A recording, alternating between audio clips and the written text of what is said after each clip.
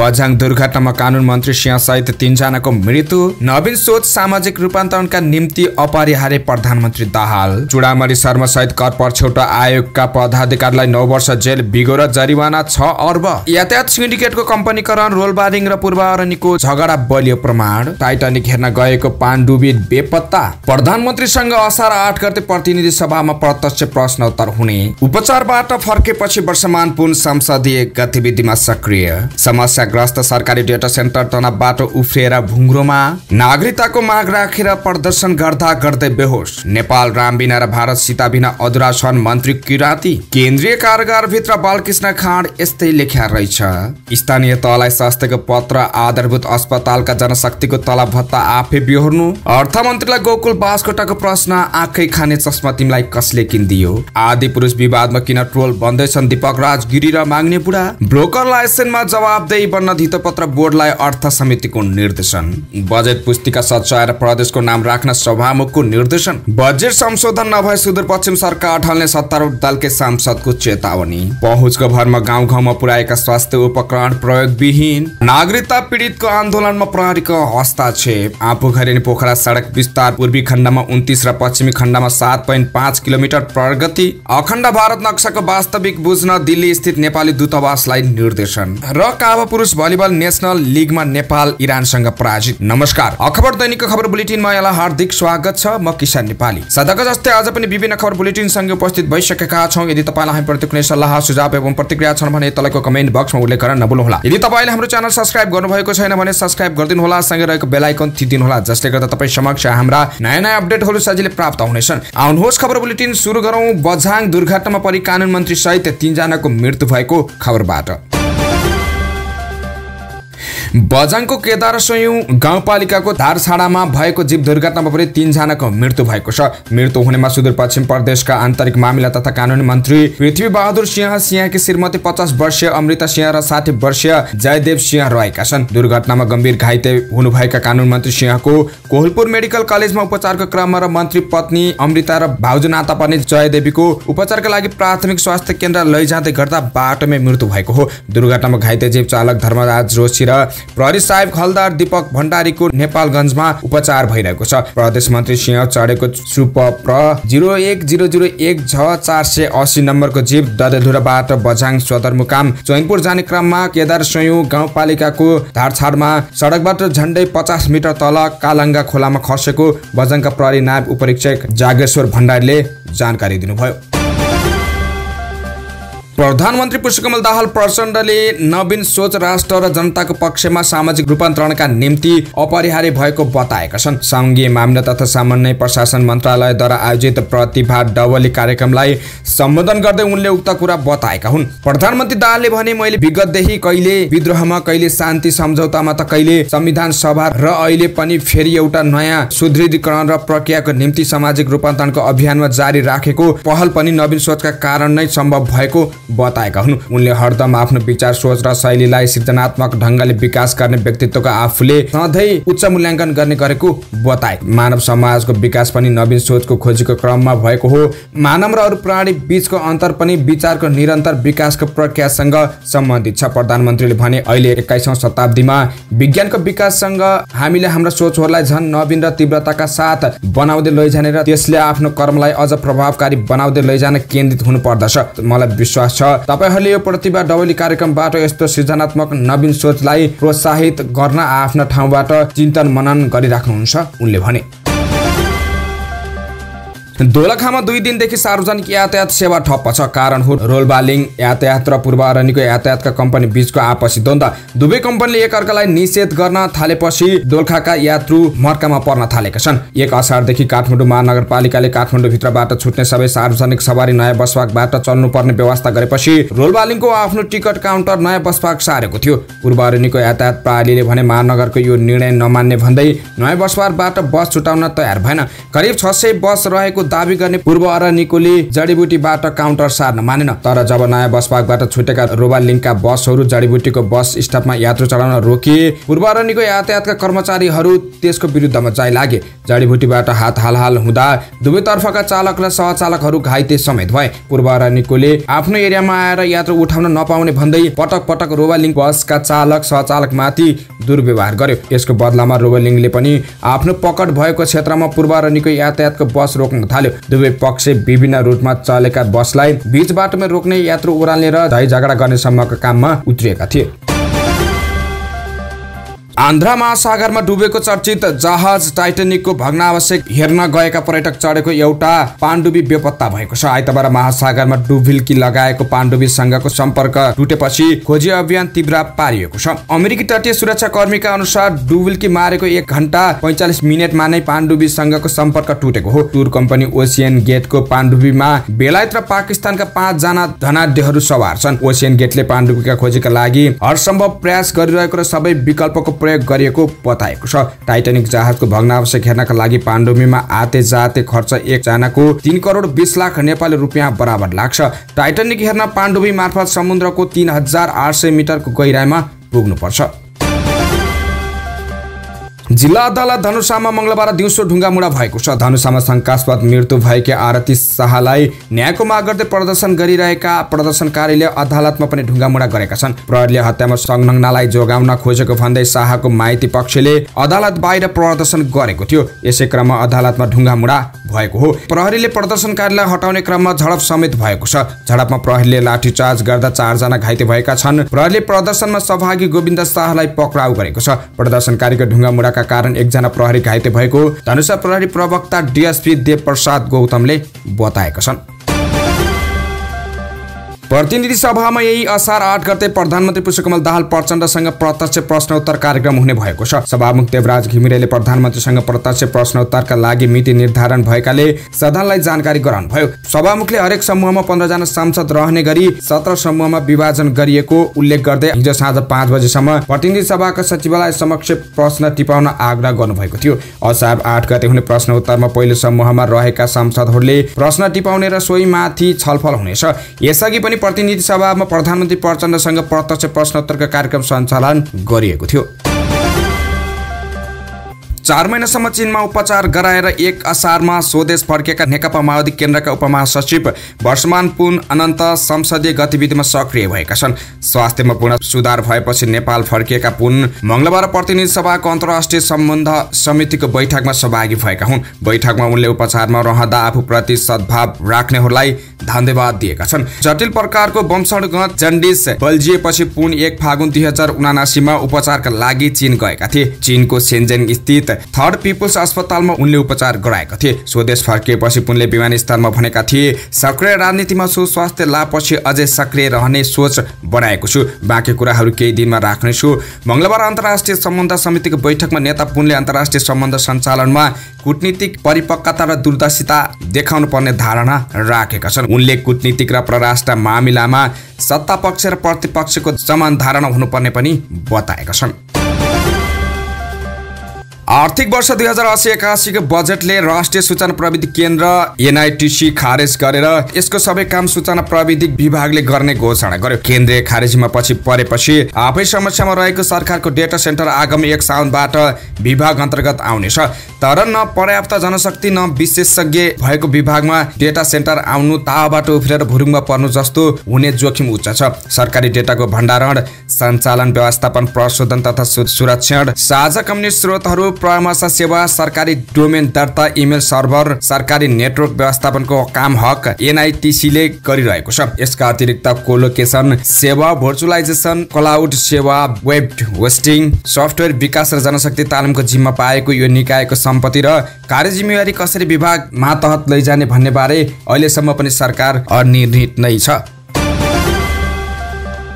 नागरिकताको माग गर्दै काठमाडौँको माइती घरमा प्रदर्शनमा उत्रिएका एक युवा बेहोस भएका छन्। नागरिकता पीडित संघर्ष समितिले माइती घरमा गरेको प्रदर्शनमा सहभागी एक युवा बेहोस भएका हुन्। उनलाई उपचारका लागि अस्पताल लगिएको छ। राष्ट्रपति रामचन्द्र पौडेलले प्रमाणीकरण गरेको नागरिकता विधेयक सर्वोच्च अदालतले कार्यान्वयनमा रोक लगाउँदा आफूहरू नागरिकताबाट वञ्चित भएको भन्दै प्रदर्शन भएको हो। निषेधित क्षेत्रमा प्रदर्शन गरिएको भन्दै प्रहरीले बल प्रयोग पनि गरेको छ। राष्ट्रपतिले प्रमाणीकरण गरेको नागरिकता विधेयकमा जन्मका आधारमा नागरिकता पाएकाहरूका सन्तानलाई वंशजको नागरिकता दिने व्यवस्था छ। तर उक्त व्यवस्था कार्यान्वयन नहुँदा जन्मका आधारमा नेपाली नागरिकता लिएकाहरूका सन्तान नागरिकता विहीन भएका छन्। संस्कृति पर्यटन तथा नागरिक उड्डयन मन्त्री सुदान किराँतीले नेपाल राम बिना र भारत सीता बिना अधुरो रहेको बताएका छन्। नेपाल भारत बीचको सम्बन्धलाई अझै प्रगाढ बनाउन एक अर्कालाई सम्मान गर्नुपर्ने उनको भनाइ छ। अन्तर्राष्ट्रिय योग दिवसको अवसरमा हिजो बिहान लुम्बिनीमा आयोजित योग शिविरमा सम्बोधन गर्दै मन्त्री किराँतीले सो धारणा राखेका हुन्। आजभन्दा 2300 वर्ष अघिदेखि नेपाल र भारत बीचको सम्बन्ध प्रगाढ भएको बताउँदै मन्त्री किराँतीले भने कौटिल्य शास्त्रमा आधारित कुरा गर्ने हो भने पनि नेपालको छाला भारत निर्यात हुने गर्थ्यो। पछिल्लो समय नेपाल सरकारबाट प्रधानमन्त्रीको भारत भ्रमणले इतिहासदेखिको सम्बन्ध पुनर्स्थापित गरेको छ। यो सम्बन्धलाई अझै प्रगाढ बनाउन हामी एक आपसमा सम्बन्धित छौँ। हामी राम बेगर अपूर्ण छौँ, भारत सीता बेगर अपूर्ण छ।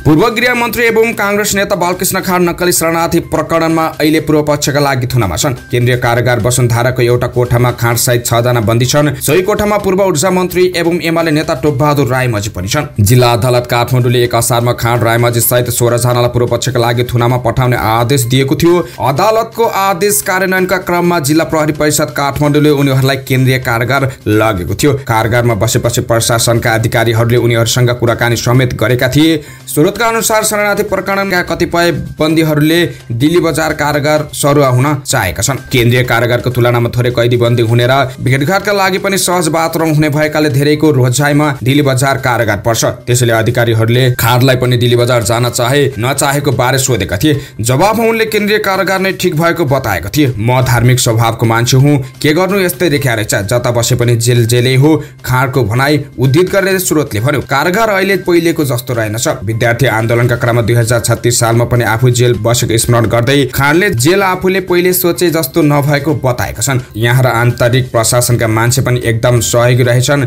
सबै मिलनसार, खाँडको भनाइ उद्धृत गर्दै स्रोतले भन्यो। स्वास्थ्य तथा जनसङ्ख्या मन्त्रालयले स्थानीय तहहरूलाई आधारभूत अस्पतालका लागि आवश्यक जनशक्तिको तलब भत्ता आफै बेहोर्न आग्रह गरेको छ। सोमबार स्वास्थ्य मन्त्री मोहन बहादुर बस्नेतले 7 बुँदे परिपत्र गर्दै संघीय सरकारलाई आर्थिक भार परेको भन्दै आधारभूत अस्पतालका लागि आवश्यक जनशक्तिको तलब भत्ता आफै व्यवस्था गर्न स्थानीय तहलाई आग्रह गरेका हुन्। स्वास्थ्य मन्त्रालयले 5, 10 र 15 शैय्याको अस्पतालको दरबन्दीको नमुना तयार भएको र उक्त दरबन्दीको संरचना र दरबन्दी स्वीकृत नभएको जनाउँदै संघीय सरकारले आर्थिक भार लिन नसक्ने भन्दै जनशक्ति व्यवस्थापनका लागि सबै स्थानीय तहलाई परिपत्र गरेको हो। आधारभूत अस्पतालको दरबन्दीको नमुना तयार भएको तर नेपाल सरकारद्वारा हालसम्म संगठन संरचना तथा दरबन्दी स्वीकृत नभइसकेको हुँदा संघीय सरकारमा आर्थिक भार नपर्ने गरी पालिकाको आवश्यकता र आर्थिक स्रोत हेरी कर्मचारी सँगै तलब भत्ता अन्य सुविधाको व्यवस्थापन पालिकाबाट हुने मन्त्रालयले गरेको परिपत्रमा भनिएको छ।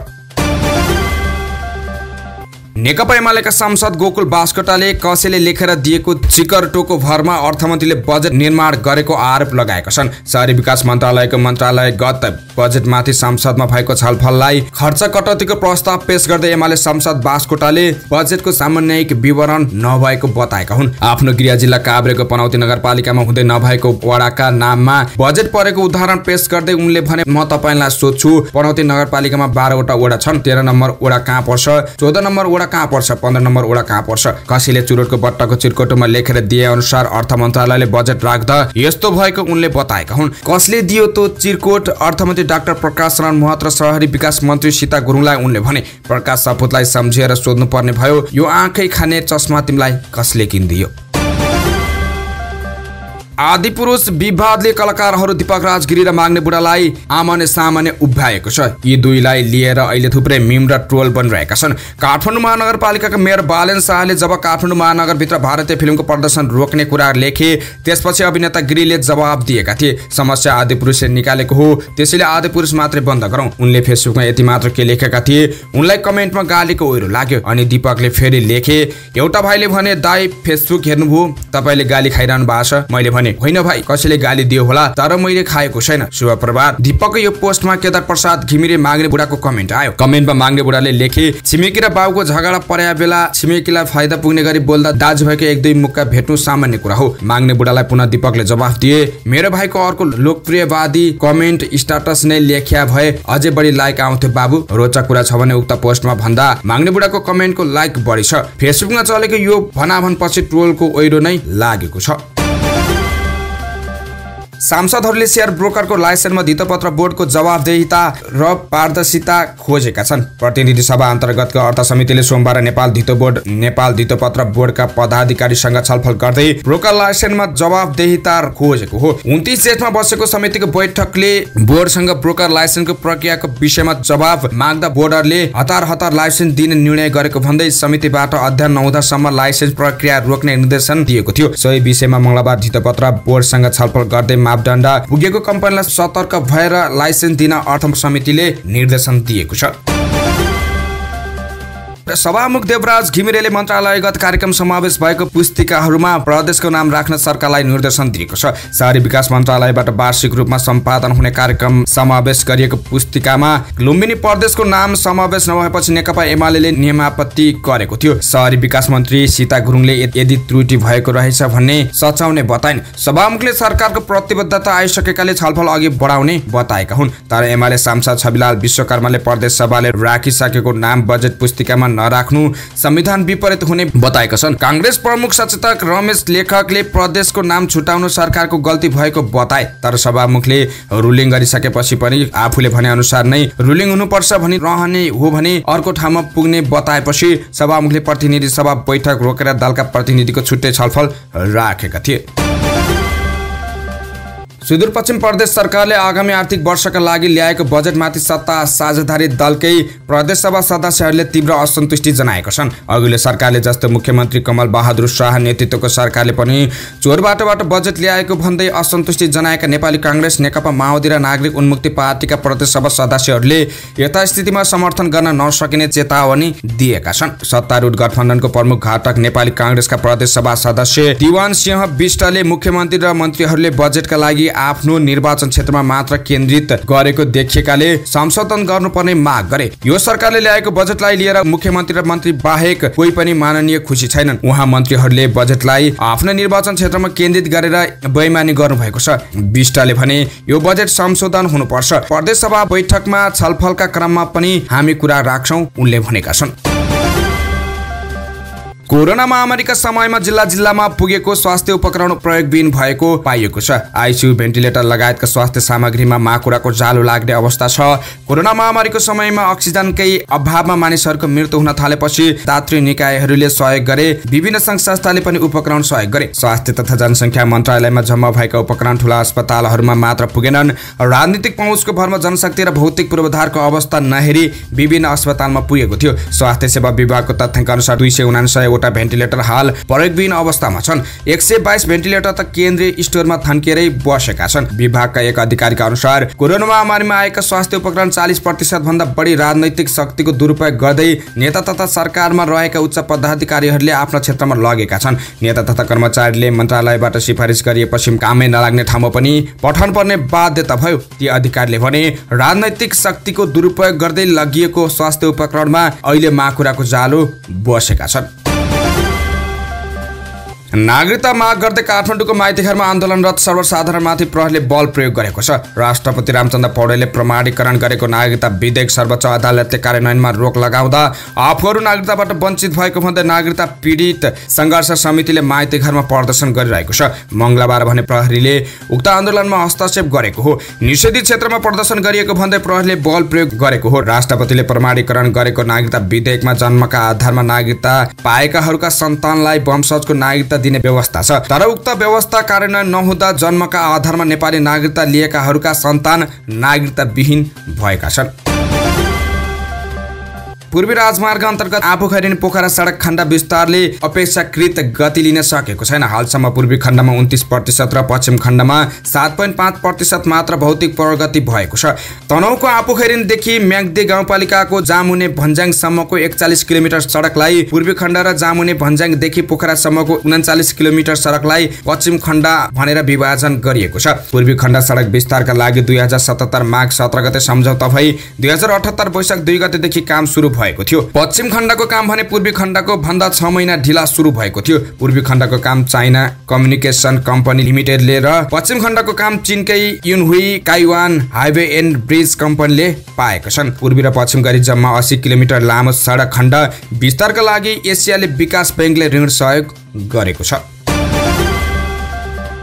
राष्ट्रिय स्वतन्त्र पार्टीका प्रमुख सचेतक सन्तोष परियारले उपप्राध्यापक प्रेम चलाउनेलाई न्याय दिन र पीडक नेभी संघका विद्यार्थीहरूलाई दण्डित गर्न सरकारसँग माग गरेका छन्। आक्रमणमा संलग्नलाई लागेको मुद्दा फिर्ता लिने सरकारको निर्णयप्रति उनले आपत्ति समेत जनाएका छन्। मंगलबार प्रतिनिधि सभा बैठकको शून्य समयमा बोल्दै उनले भने विश्वविद्यालय जस्तो क्षेत्रमा त्यसरी गुण्डागर्दी शैलीमा मरणसन हुने गरी कुट्नेहरूलाई नछोड। म सम्मानीय सभामुख मार्फत नेपाल सरकारको गृह मन्त्रीलाई अनुरोध गर्न चाहन्छु, कृपया यो गल्तीलाई सच्याउनुस्, पीडितलाई न्याय दिनुस्। त्रिभुवन विश्वविद्यालयका समाजशास्त्रीका उपाध्यक्ष उपप्राध्यापक चलाउनेलाई विश्वविद्यालय परिषदमै गत 2077 साल असोज 20 गते आक्रमण भएको थियो। उनीमाथि आक्रमण गरेको अभियोगमा नेभी संघका हरि आचार्य, योगेन्द्र रावल लगायत विरुद्ध दायर मुद्दा जिल्ला अदालत काठमाडौँमा विचाराधीन छ। सरकारले यही मुद्दा जेठ 20 गते फिर्ता लिने निर्णय गरेपछि चलाउनेले सोमबारदेखि अनसन सुरु गरेका छन्।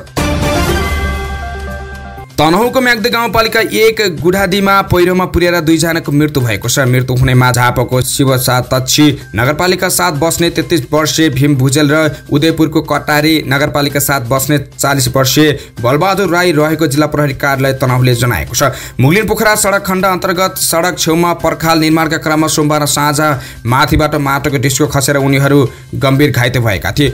भीमको दमोली अस्पतालमा र बलबहादुरको पोखरामा उपचारका क्रममा मृत्यु भएको जिल्ला प्रहरी कार्यालय तनहुँका प्रहरी नायब उपरीक्षक मोहन बहादुर खाँडले जानकारी दिएका छन्। डिस्कोले पुर्याएका अर्का घाइते झापाको शिवसताक्षी 7 बस्ने 45 वर्षीय कृष्ण लिङदेलको दमोल स्थित रत्नहरी अस्पतालमा उपचार भइरहेको छ। उनको अवस्था सामान्य रहेको प्रहरीले जनाएको छ।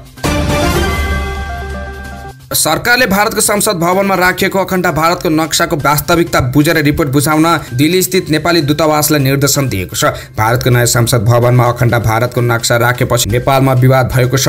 मंगलबार संसदको अन्तर्राष्ट्रिय सम्बन्ध समितिको बैठकमा पनि सांसदहरूले परराष्ट्र मन्त्री पीएन साउदलाई यसबारे किन नबोलेको भन्ने प्रश्न गरेका थिए। जवाफमा मन्त्री साउदले यो म्युरल क्याप्सनमा सम्राट अशोक समयमा उनको साम्राज्यको फैलावट जनाएको भनेर लेखिएको र यो राजनीतिक विषय नरहेको भनेर आधिकारिक रूपमा भारतीय विदेश मन्त्री स्वयंले बताएको जानकारी दिए। उनले अघि भने, हामीले यस विषयमा भारतीय पक्षसँग कुरा गरी प्रतिवेदन पठाउनु हुन नयाँ दिल्ली स्थित नेपाली दूतावासलाई निर्देशन गरिसकेको यो समितिलाई स्पष्ट गर्न चाहन्छु। प्रधानमन्त्रीको भारत भ्रमणका क्रममा मन्त्री साउदले यो नक्साबारे आफूलाई थाहा नभएको भनेर प्रतिक्रिया दिएको विषयमा पनि विवाद भएको थियो।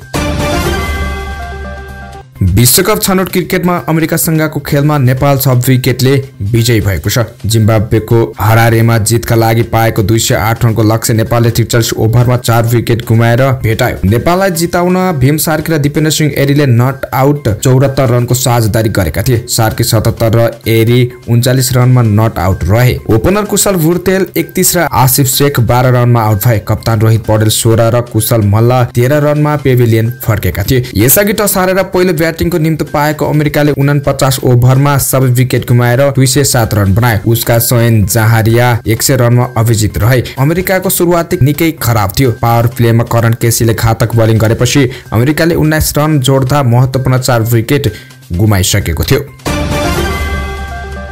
र अन्त्यमा नेपाली पुरुष राष्ट्रिय भलिबल टोली किर्गिजस्तानमा जारी काबा पुरुष भलिबल नेसनल लिगमा इरानसँग पराजित भएको छ। यो सँगै नेपालले प्रतियोगितामा लगातार तेस्रो हार बेहोरेको हो। नेपाल बलियो इरानसँग 16-25, 22-25, 22-25 को सोझो सेटमा पराजित भएको हो। नेपाल यसअघि मङ्गोलिया र घरेलु टोली किर्गिजस्तानसँग समान 3-1 को सेटमा पराजित भएको थियो। नेपालले बिहिबार तुर्कमेनिस्तान, शुक्रबार किर्गिजस्तानको अर्को टोली र आइतबार उज्बेकिस्तानसँग अन्तिम खेल खेल्नेछ। हवस् त यिनै खबरसँगै आजलाई खबर दैनिक सकियो। स्वच्छ ताजा अनि निष्पक्ष समाचारका लागि हाम्रो च्यानल सब्स्क्राइब गर्न नभुल्नुहोला। बिदा हुन्छौँ, नमस्कार।